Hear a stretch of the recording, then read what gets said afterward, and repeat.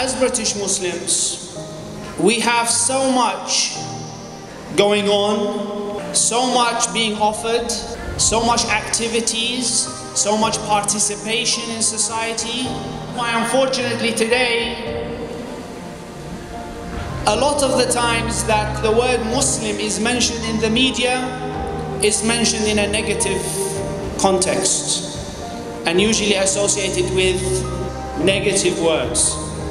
And that's why we thought that it was very important for an organization like ours to take the lead on promoting what British Muslims are doing in society and how they're participating and how they are very much an essential block and brick in the Britain building today.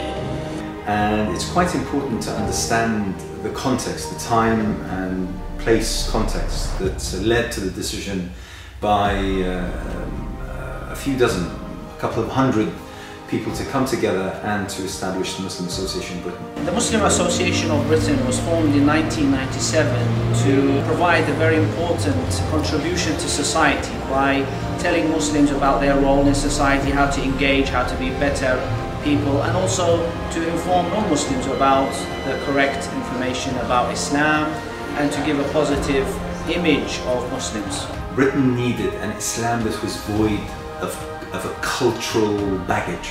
It needed a version of Islam that everyone can understand, and the Muslim Association of Britain proposed to address that particular need. Our essential mission as Muslims, that's essentially where we come from. That's why it is that we have the Muslim Association of Britain. The set of values and principles that we bring, those are the set of values and principles that drive us in order to achieve our overall vision.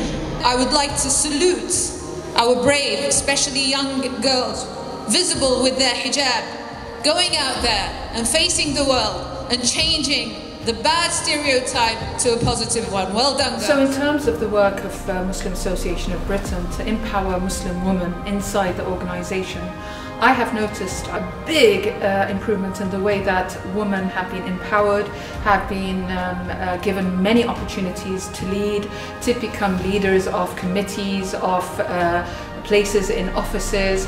There's always encouragement from the top, from the leadership, for the women to join and to play an active role. Muslim Association of Britain represents the connection with the grassroots. That's what comes to my mind when I think of MAB.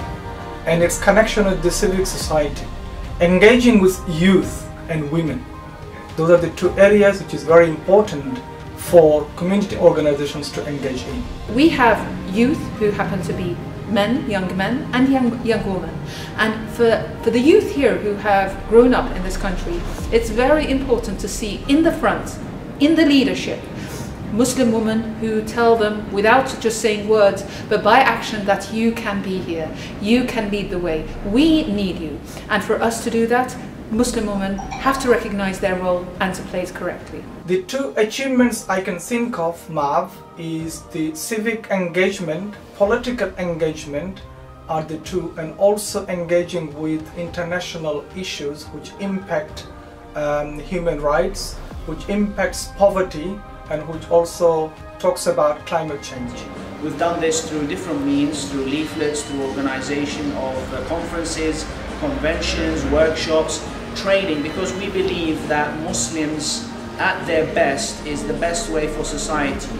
And by having an inspiration which comes through faith, through religion, Muslims can actually be a positive contribution in society.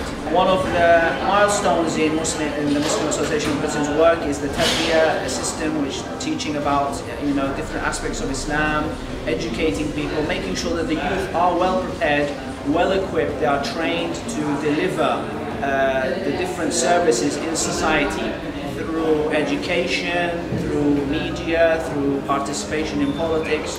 Well, I mean, on seeing the letter, I have got mixed reactions. On the one hand, we see that the community secretary is actually reaching out, so he's extending his arm out, which is a good move, I think, by the government.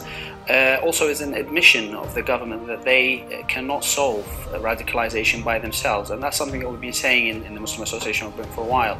That the community, the Muslim community, needs to be part of the solution.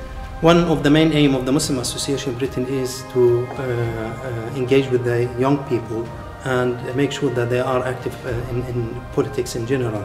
Therefore, we had a few training courses in the last few years in PR and media and politics, and we trained hundreds of youth to become more engaged and actively engaged in politics, and we hope that this will have a fruitful in the future for the Muslim community when our youth can play a big role on that. Both Islam and Britain tell us to come out, register and vote. If you don't, then who would? Our sisters are requested to register and vote for the sake of better Muslim community and better Britain. It's a great pleasure now to welcome our next speaker, Mohamed Kozbar, from the Muslim Association of Britain, an organisation that has a very fine record in opposing war. Welcome, Mohamed. This does not mean giving the right of governments to go and bomb Syria. This does not justify bombing innocent people in Syria. British society showed that it did not agree with the decision of the government of the day to go to war. It wanted peace. It did not want its taxes to contribute towards the killing of another people. And the Muslim Association of Britain was at the very heart of that particular movement, culminating in the historic and unprecedented 2 million march that actually stopped London. Amongst the greatest achievements of the Muslim Association in Britain since its inception is the fact that it almost led the way in terms of opening doors for young British Muslims to contribute to political life, to the political narrative, to show that Muslims have a proposal for the issues that confronts and confounds British society on every single level. I believe that to be amongst one of the greatest highlights that MAB has contributed. I see it as an organization which says, look, Islam is not just about praying and growing beard and becoming pious. It is about being useful to the society that you live in, and MAB exemplifies that. To me, Muslim Association of Britain is a vehicle, and it could carry all our aspirations and dreams forward to the next generation. MAB is a very important part of my life. I feel it's a very important part of many people's lives, and I think it's an incredible platform to make Britain and British society far better than it is right now.